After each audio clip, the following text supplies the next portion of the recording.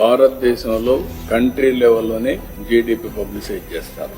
ఇంతవరకు ఏ రాష్ట్రం కూడా చేయడం లేదు. 2014 నుంచి ప్రారంభించి 4 ఏళ్లు మానిటర్ చేశాం. మళ్ళీ ఇప్పుడు వస్తానే మళ్ళీ ఈ యొక్క ఎక్సర్సైజ్ స్టార్ట్ చేశాం. దీనికి ప్రధానమైన కారణం ఎన్నికల సమయంలో ప్రజల్లో ఒక అనుమానం, ఈ రాష్ట్రాన్ని మళ్లీ నిలబెట్టగలుగుతారా, ఎన్ని సంవత్సరాలు పడుతుంది అని అందరికి అనుమానం ఉండేది. నన్ను కూడా డైరెక్ట్ క్వశ్చన్స్ అడిగేవాడు.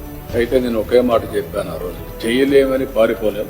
ఇన్ని సంవత్సరాలు ప్రజలు ఇచ్చినటువంటి గౌరవాన్ని, వాళ్ళ అభిమానాన్ని మళ్లీ ఎంత కష్టమైనా సరే ఈ రాష్ట్రాన్ని నిలబెట్టాల్సిన బాధ్యత మా పైన చేస్తామని చెప్పాను. దాన్ని ప్రజలు నమ్మారు. ప్రజలను నమ్మి మీరు చూస్తే 57% ఓట్ షేర్, 94% స్ట్రైక్ రేట్. అదొక చరిత్ర. తెలుగుదేశం పార్టీ ఎన్నో దిగ్విజయాలు వచ్చాయి, కానీ ఎన్నో ఎలక్షన్లో ఫేస్ చేశాం. కానీ మొన్న ఎలక్షన్ లో మాత్రం ఒక నమ్మకం, అంతవరకు జరిగినటువంటి డిస్ట్రక్షన్ రెండూ కలిపి ప్రజలు ఓట్లేసే పరిస్థితికి వచ్చారు.